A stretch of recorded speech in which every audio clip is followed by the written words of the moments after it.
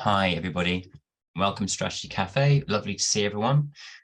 Before we get going this morning, a quick reminder that our past leadership webinars are on the YouTube channel. So if you go search for Alembic on YouTube, you'll see a playlist there for Strategy Cafe, and there are 58 interviews of leaders and discussions on leadership topics. There's a huge range of sectors and issues. It's an absolute goldmine of stuff. And it includes last month's interview with Matt Price, founder of 10th Bridge, which he covered his sort of leadership insights and the journey and founding and starting to scale his consultancy. Highly recommended. It's a wonderful place to go dive in for ideas and inspiration. If you're looking for something novel to share with your leadership team and ideas to sort of pick apart, it's just a huge range of stuff there. So today, following on from Matt's session, we're going to be talking about how founders can get trapped at a certain size of business due to problems with shared decision-making at the highest level. And we're going to be taking a deep look at the roots of this issue. And it's one that affects every leader, all of us, not just founders. But in the case of founders, it's sort of key to their personal succession. So that's the topic today, and I'm delighted to welcome a couple of new team members. First of all, apologies from Matt, who's not here, supposed to be here this morning, but unfortunately he's down with flu. Hello, Barbara and Bert. Maybe Barbara first, and then we'll come to Bert. Just introduce yourselves to everybody. Hello, everyone. It's lovely to be here for the first time. My name is Barbara. I'm a senior strategy facilitator and coach, and I specialize in transformation. So I support leaders and teams in identifying where they are, raise their awareness, and getting clear about what they want to do, and help them transition to their successes and goals. And I'm really interested in having this conversation with Bert, Nick, and hopefully you all, because I think this is a really fascinating topic. Thank you. Good morning, everybody. My name is Bert. As you know, I'm a therapist and coach. I work with individuals and teams also. A number of specialities, including leadership development, and I work with the mental wellness, really, of leaders. Just building on my therapy background. This is a really important subject, I think, a really important topic that all leaders need to be thinking about. But as Nick said in his introduction, particularly with founders, and particularly because of how they identify. So I look forward to getting into that and getting your responses and getting your opinions. Great. So let's make this a bit of a live conversation. I can see there's some Q&A and some chat going already, which is fabulous. Keep going with that. And while we're talking, I'll keep an eye on it. So if you see me distracted typing away, I'm probably answering a question. Right, Bert, this is your fault. It was your idea that we have this session today, your concept, which is amazing. So I'm going to throw the ball straight over to you for the kind of the ship metaphor and this idea of losing flexibility by getting trapped in an identity. So, Bert, do you want to kick us off? Sure. Thank you, Nick. So I'm going to talk about identity and self-awareness as a leader, as a founder. How you see yourself as a founder, how you characterize yourself, and how you refer to yourself as a founder. And how aware of you are you as a founder? So self-awareness is being considered a very important component of effective leadership. It really started with the work of Daniel Goleman in the mid-90s. He wrote a very important paper later on in the late 90s. And others have taken his work and built upon that. And the conclusions are consistent, that self-awareness is absolutely critical in effective leadership. And I'm talking about publications in peer-reviewed scientific journals, not glossy magazines or self-help books. So if anybody wants to do some further reading, please reach out to us and I'll be happy to point you in the direction of some references. So what you do and who you are not the same thing. But how you relate to these constructs can determine how you respond to your environment or how you respond to challenge. The term founder, I suppose, is in no way a job title, but it's shrouded in identity. It carries with it profound meaning, and that meaning will be different for everyone. So it's worth just for a moment considering, what does it mean for you? What does it mean to you? And if you're not a founder, if you interact with a founder on a daily or weekly basis, what does that mean to you, as opposed to interacting and engaging with another senior member of staff? So as I said, certainly the term is endowed with identity rather than capability. So one may say, I am the founder, which is an identity statement, as opposed to I founded the company, which talks to what you did. So later on, we're going to talk about the statements, I am the captain of the ship, I captain the ship, and I am the ship. So hopefully you'll feel that those statements land qualitatively differently. So we'll discuss that. Anyone who's done more than 2 minutes of management training will be familiar with the phrase, criticize the act, not the actor. Yeah, I can feel people nodding through the screens. So that goes to what I'm talking about at the moment. So if you criticize the actor, you're criticizing the entirety of that person. You're criticizing all of them rather than what they did.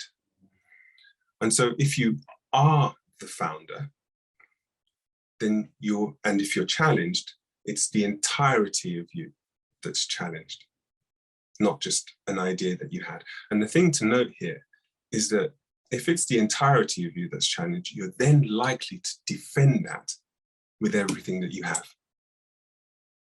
It can change your perspective. Now, anyone, in anticipation of anyone who's thinking that this is just semantic or it's just a turn of phrase, language is a really reliable indicator of internal psychological environment. So as coaches and therapists, this is what we pay attention to, because it gives us a window into what this person is thinking and what this person is about. So in terms of building self-awareness, a really good place to start, where I like to start, is with internal frames of reference. Simply put, these are our self-concepts, how we see the world, our beliefs, our truths, how we see the world around us. And we get these internal frames of reference from our culture, our race, our primary caregivers, from school, and they're powerful. They really shape the world as we see it. There are many internal frames of reference, including our relationship to our name, our gender, our parenting.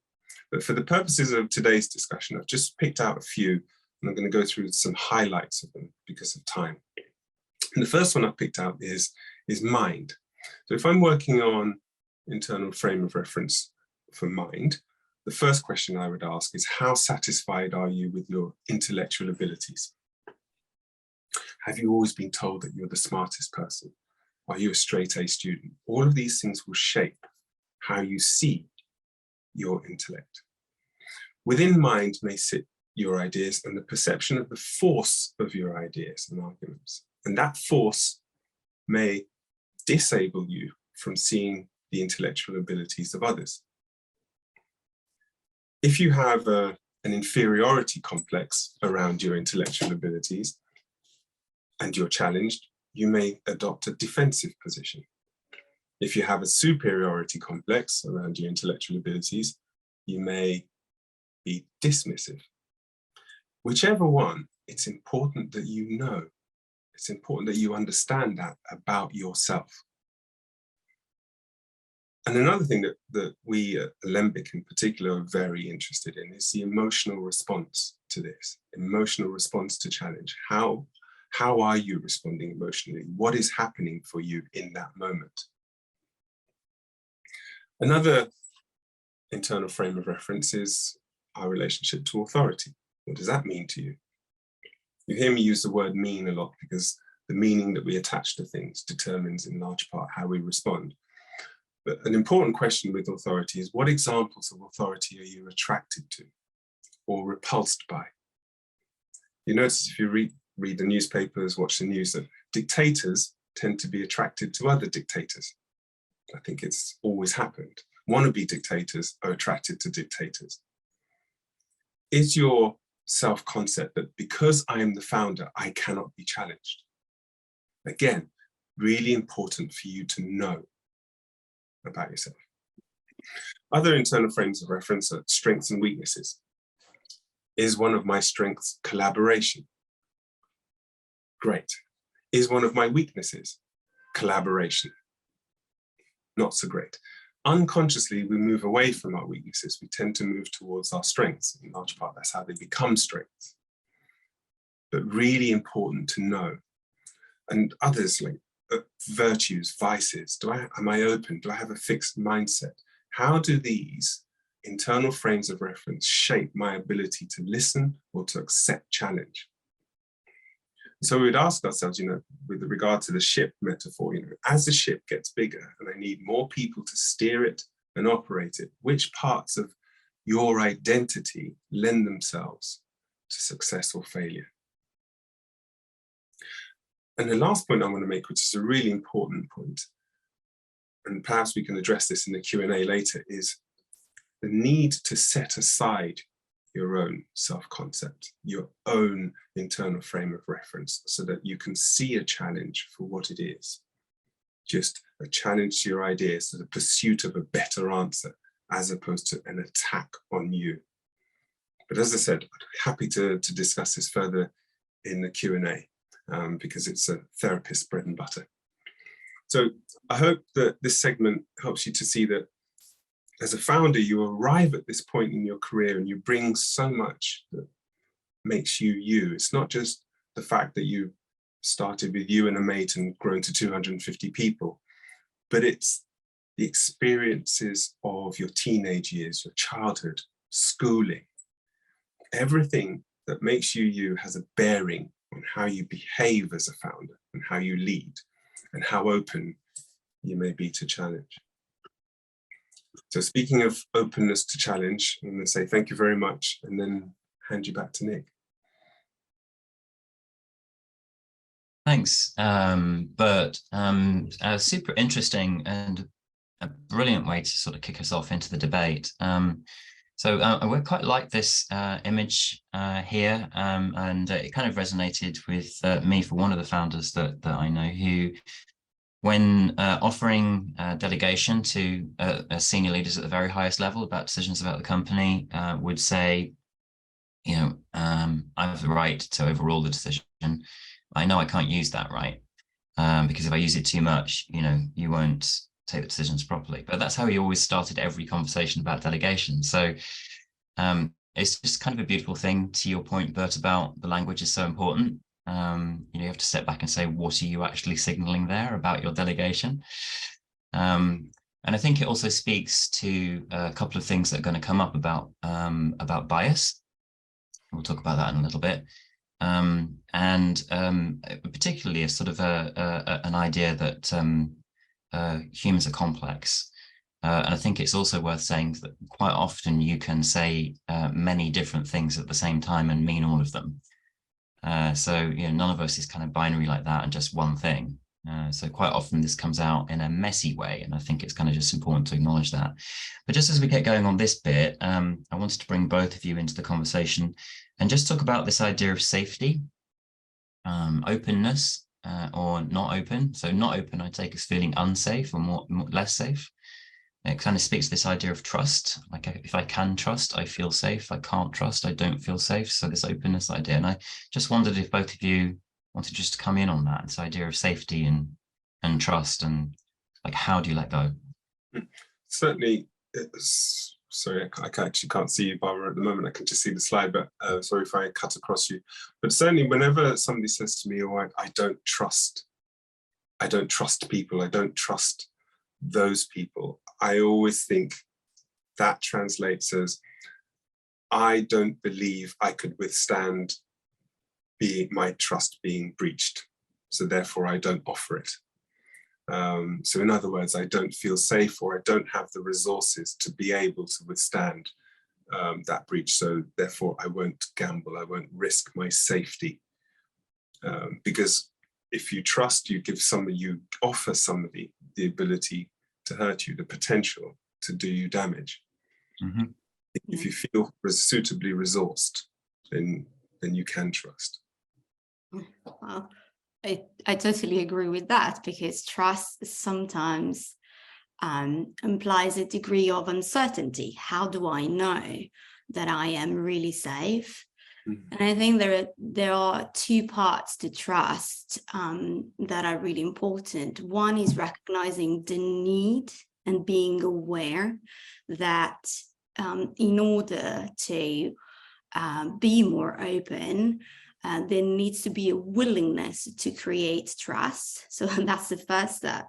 And the other bit is about effectively building it, which means acting, small acts that get compounded till a point where safety is perceived as enough to be able to let go bit by bit. So it requires a leap of faith sometimes. Building on that, I mean, I've always sort of believed that trust is a belief. So when people say trust me, it's largely meaningless, because you can't tell somebody to trust you. You have to act as if you are trustworthy, so that they can then believe that you are trustworthy. And that's how trust is built. That's why it generally takes time. And when it's breached, it falls off a cliff. So yes, it's those incremental acts that communicate that I am trustworthy, you are trustworthy, and then that person can believe it's the case, then they can feel safer, then they can give more of themselves or expose themselves a little bit more in the belief that they will be safe. I like the idea here, we were chatting about it before, both of you, that trust therefore isn't inherently, I like to say it's an emotion.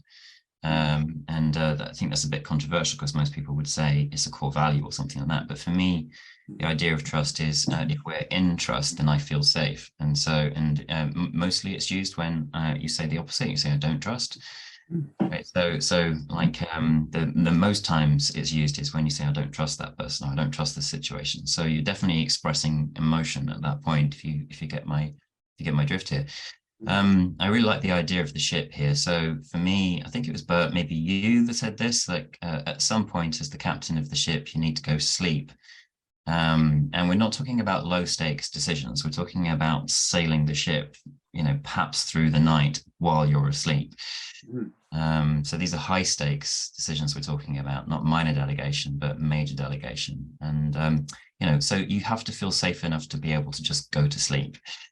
And that brings us to a lovely point about how important it is for you as leader to have that resilience, that resourcefulness, that calmness, that openness, to be able to see big picture, to be able to horizon scan, and not to be just so tied up with making decisions, being operational, right? So do either you have a comment to that? Yeah, I guess it still goes back to that idea of trust, and in large part, I suppose, we talk about openness, which is one of the big 5 personality traits. Are you open to new ideas? And openness really talks about ideas, and also that those frames of reference that we're talking about. What is it in your past that has happened that has taught you to maintain control at all times, that it is right to maintain control, and if you don't, somehow something bad will happen? Yeah. Is how your worldview has been formed from, who knows, being stood up on a first date or whatever it may be, but that has informed how you are. And so therefore, if you are the captain of the ship, you might be thinking, I need to sleep with one eye open. I cannot let go, because something bad will happen, and that will be because of your worldview. It won't be the truth, but it will be your truth, because you have made it that way. Got some lovely comments in chat. I'm just going to take the debate forward a little bit into this idea of blind spots. So I think this is a particular issue. This what Bert's just talking about. There's a particular issue with people who are in leadership roles where you're making the decisions. So sometimes talk about loneliness of leadership. It's not really lonely just because you're a leader. It's lonely because sometimes you have to make decisions which are very difficult and you can't tell anyone about why. And you have to live with the consequence. So it's not really leadership that's lonely. It's tough decision making that creates loneliness, because it creates isolation around why and how you took that decision. And even talking to other senior colleagues doesn't help with that, because they didn't hold it like you did.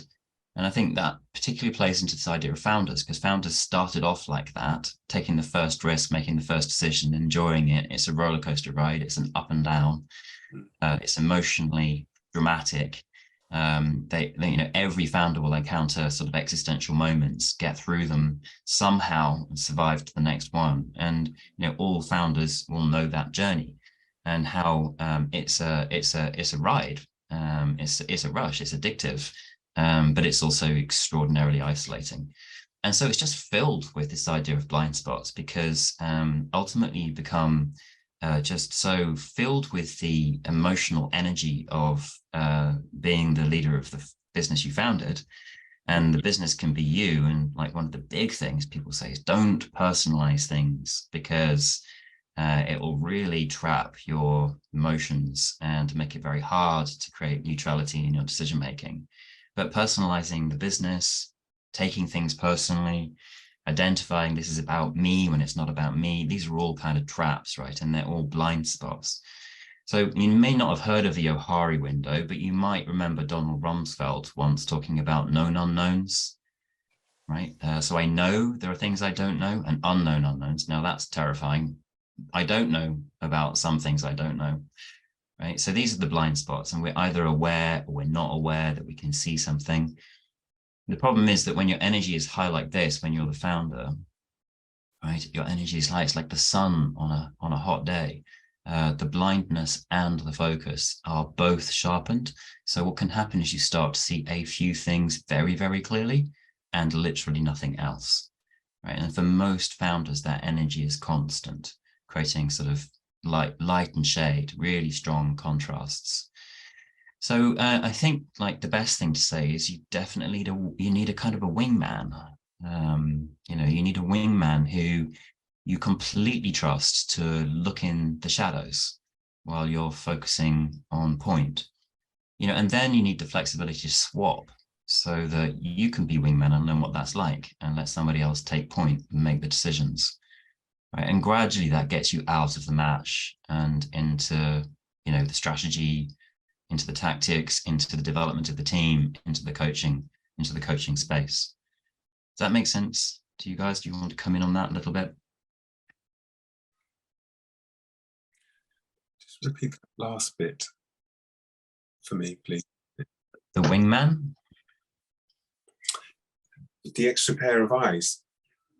I think it's absolutely essential, because we can't know everything. Going back to the Johari window, there will always be parts that we don't know. And also the really key part of the Johari window as well, Nick, is the parts that others see of us. Yeah. So I think having the wingman gives us a much more rounded view of what's going on. It enables us to be able to devote resources elsewhere, as you were saying. Yeah, sorry, I've lost my train of thought there. You had a very good train of thought. Yeah, I did. So I'm going to just take on to the next slide, and just let's just stay with this idea of having someone very senior around you that you can trust. Maybe it's outside the business to start with, but ultimately you want them with you inside, making decisions, holding that with you.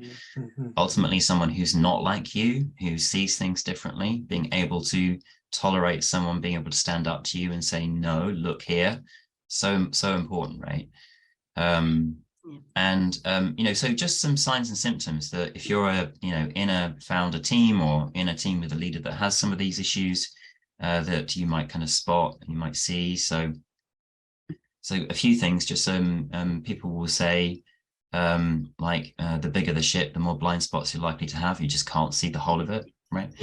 Yeah. For me, sorry to cut across you. For me, if I can come back in, but the key is in having that willingness to come.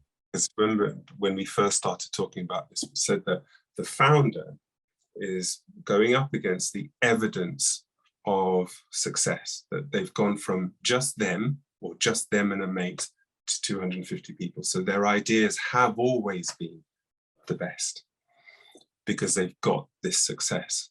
And there's going to be a point at which they need to think, actually, is this challenge, is this wingman going to serve me?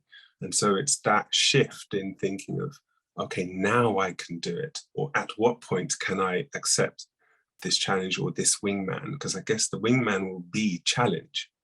It's not just the benefit of having an extra pair of eyes, it's also seen or could be perceived as challenge. And so that willingness to accept that in the face of overwhelming evidence of success. Yeah. And I think that's the key difficulty for founders. But nevertheless, it's necessary to be able to see that wingman not as challenge, but as a benefit, as an extra pair of eyes, because that person has a completely different internal frame of reference and is going to bring difference. It's like how we define conflict rather than as arguments or fighting. We define it as the vigorous pursuit of the best answer. Just frame it that way. And so for a founder to be able to say, actually, this wingman helps me find the best answer because they can see a different truth. They have a different truth and we'll be able to move forward. Barbara, do you want to comment? Yeah, I wanted to pick up on the comment that Steve made in the chat, talking about how important it is for the wingman not to have emotional investment in the business.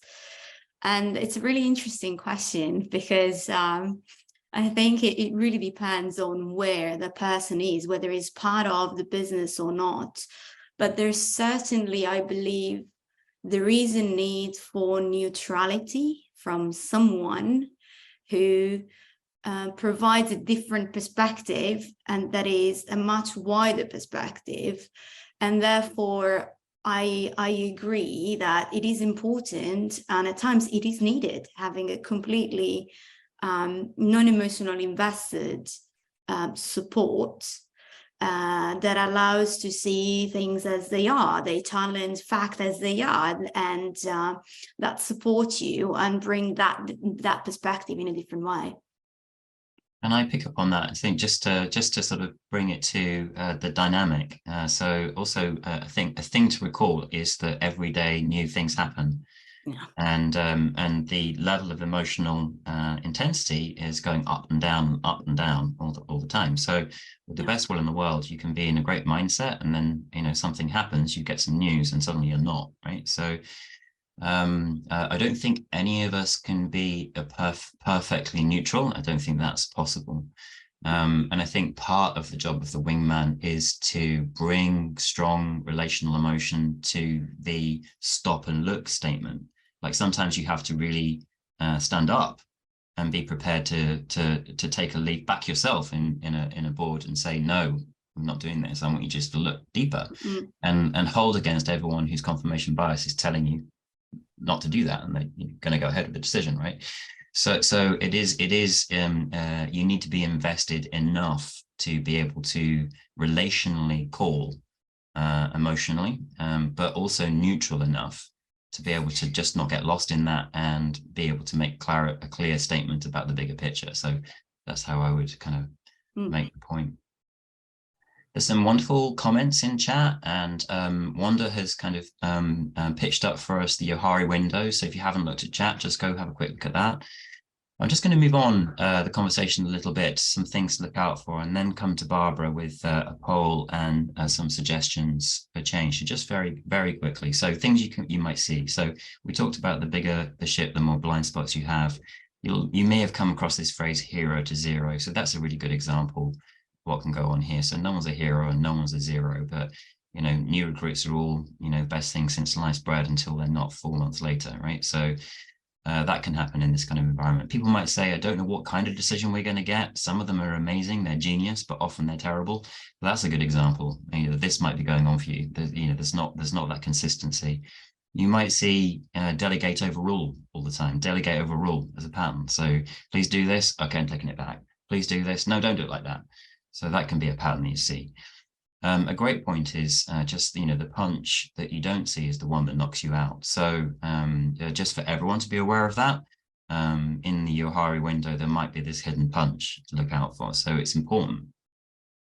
And this kind of thing is totemic of lots of decisions that people make. They're sort of, the technical term is heuristic or biased, but maybe they're governed mainly by availability of bias. So making a decision based on the information that's immediately available and my energy, or confirmation bias, like knowing that I've survived means that I must be right and I can rely on me, even though I may have made lots of terrible but non-existential decisions, right? So confirmation bias is often likely to be there. So just some signs and symptoms to look out for, and I'm going to kind of throw the ball to Barbara. And I think, do I launch the poll? Yes, please.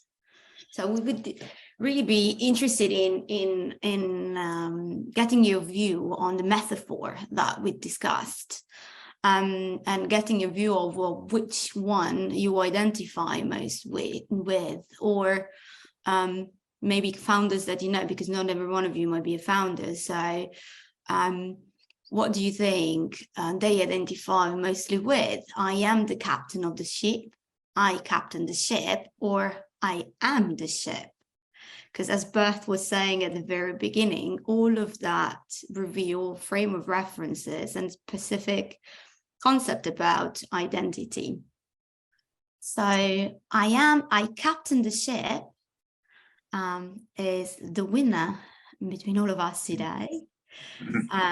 Really interesting state of an identity there. And it sort of implies I am not the ship, so I am not necessarily just the business, and the business is not me. Really interesting. But even in there are some assumptions that is good to check and look at and challenge to develop self-awareness. So one of the things that we would like you to go away with is some of the solutions to what we discussed today. And we as a team discussed what are the key solutions that we can think about resources, carry on with the metaphor of the ship, that founders can bring in the ship to maintain confidence, especially when waters are choppy, and this happens absolutely all the time, because as Nick was saying, pressure, just a piece of news just throws everything, that your calmness, into a completely different state.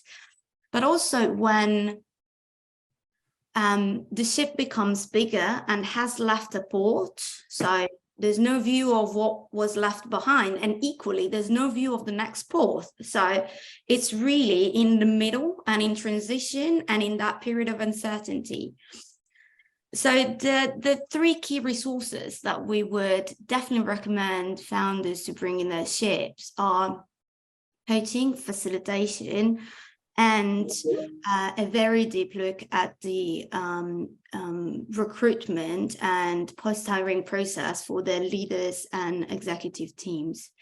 And in particular, coaching is a very powerful and private personal resource that can bring that outside perspective, that neutrality, but also the companionship. As Nick was saying before, founders can feel really lonely because everything is on them, and having that companionship that supports to knock down some of the barriers, shed light on the blind spot and the biases is extremely important. And we tend to work with founders with coaching on a number of different topics. but raising and deepening their self-awareness of their identity is a big part of it, very big part, and especially how to be it without being trapped by it.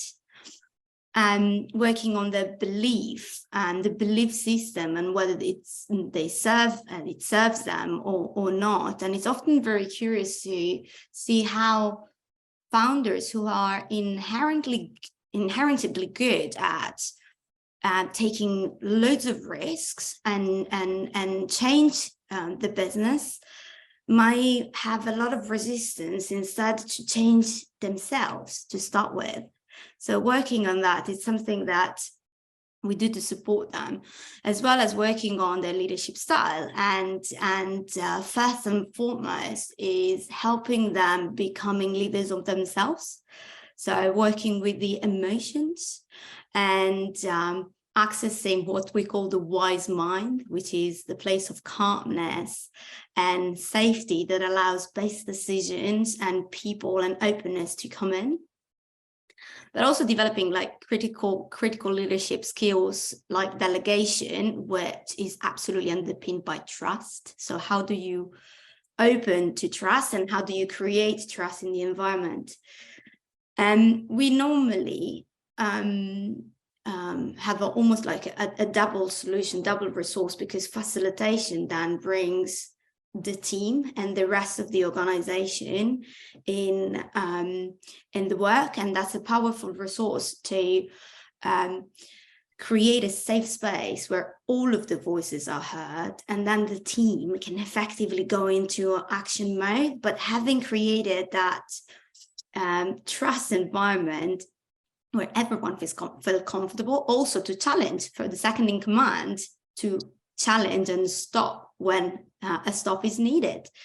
So, and we tend to work with the facilitation on having difficult conversation and working on the interpersonal relationship, but also turning the ideas into strategy and into plans, as well as creating high-performing teams, because we all start from individuals, but how to create the team and effectively create that third entities that allows everyone to play to the strengths and to find the roles that is key for the success of the entire business is really key. And the third resource that we absolutely recommend is looking at the assessment and the assessment of the new people, and especially at the executive level that are brought in the business, and the post-hiring process. Because what we tend to see is that, and this is not for everybody, but the hiring process is not necessarily robust. Sometimes a couple of beers and really good coffees might feel like that's a good idea, it's a good choice, the person is right. And often what we see is that after a couple of months, things fall apart, and either the founder fire the person, or the person is like, no, I want to leave, because the hiring process needs to test a lot of different things. So technical research is absolutely key, but also assessing for skill set, for values, for cultural fit, for having a shared mission, and also stage fit, because sometimes hiring a director from Google might seem like a great idea because they might be the perfect person, but that move into a founder-led business that has less structure is different, requires a lot of personal, financial, mindset changes from the director point of view. And that's really key to be tested in advance, because it's something that when you come into business and then a director who was used to have this amazing structure needs to get involved in everything, then that becomes a problem. So it's extremely important that the hiring process for the second in command and in general for the leadership team is very robust to enable success. And also the post-hiring process, because the transition and enabling the person who comes into the business to thrive and to get adapted and to find that balance where the ship now has got the rota for who is going to captain and lead the ship during night takes time. Trust in order to be built takes time, and therefore the post-hiring process is extremely important to get engagement and making sure that effectively people can thrive in that environment. So these are definitely the top three. Now we have a few more that we definitely would recommend to our founders, but conscious of time, I think if anyone has a specific question about it, we can take it in the Q&A session. Thank you so much, Barbara, wrapping us up with some great comments there on the mission critical nature of getting your wingman, the most senior leaders around you, getting those right, and just how much time and attention it's worth putting into those things. So I'm going to wrap up just with taking it back to the start, which Bert gave us a great introduction around this idea of self-awareness, and I guess being prepared to notice your energy and stop. We've all got shadows. If you think about it, we've probably also got a blind spot or two, which is beyond what we can see even as a shadow. So I guess the starting point for this is to stop ignoring them. They've always been with us. We should learn to turn to them. We should maybe be ready to embrace them and ask them what's there. And then maybe someone else can help with that. So that's maybe a good place to end with the first step, which is just stop and embrace the shadows. So I'm going to close the webinar in a second. Hopefully we can get everybody on, and you can continue the call and you can ask some questions and we can dig a little bit deeper. Just before we get there, some heads up about next time. So coming back into the family domain, next session is going to be with my really good friends, Chris Mason and James Mason. Chris is a founder. James is now managing director, his son.